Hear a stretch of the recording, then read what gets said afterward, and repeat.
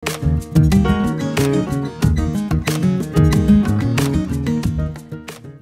ক্যাম্পাসে এই অডিটোরিয়ামে প্রায় 21 বছর আগে একটা কাউন্সিল হয়েছিল ছাত্রদল। তো আজকে দীর্ঘ 21 বছর অতিবাহিত হওয়ার পর আমরা ছাত্রদল সিলেট মহানগরের আওতাধীন এই এমসি বিশ্ববিদ্যালয়ে আমরা হিসাবে চিনি। সিলেট ছাত্র রাজনীতির আতুরঘর আমরা হিসাবে থাকি, মানে খ্যাত সারা বাংলাদেশে আমরা বলি যে সিলেট রাজনীতির আতুরঘর এমসি কলেজ ছাত্রদল।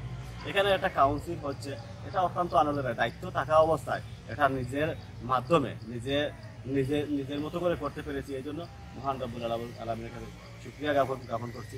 আমি সবসময় বলি আমি সবসময় একটা কথা বলি, এই ক্যাম্পাসের ছাত্রদল হচ্ছে সাধারণ শিক্ষার্থীদের সংগঠন।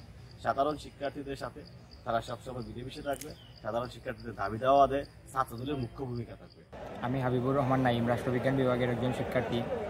আমি আজকের এই সম্মেলনের সভাপতি প্রার্থী এবং আমি আমার নির্বাচনী ইশতেহার নিয়ে এসেছি এবং এই ইশতেহার বাস্তবায়নের মাধ্যমে আমি একটি সুশৃঙ্খল, সুন্দর এবং শিক্ষাবান্ধব ক্যাম্পাস গড়ে তোলার জন্য দৃঢ় প্রত্যয় ব্যক্ত করছি।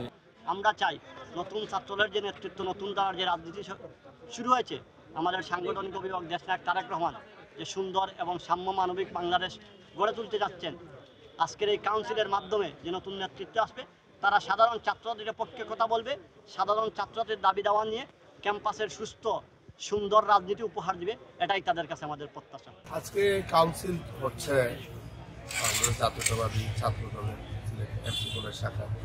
এখানে সবাই আমরা উৎসাহ নিয়ে আসছি, শান্তিপূর্ণ পরিবেশে সাধারণ ছাত্রছাত্রী যারা আমাদের ছাত্রদলের সমর্থন করেন ওনারাও এখানে আসছেন।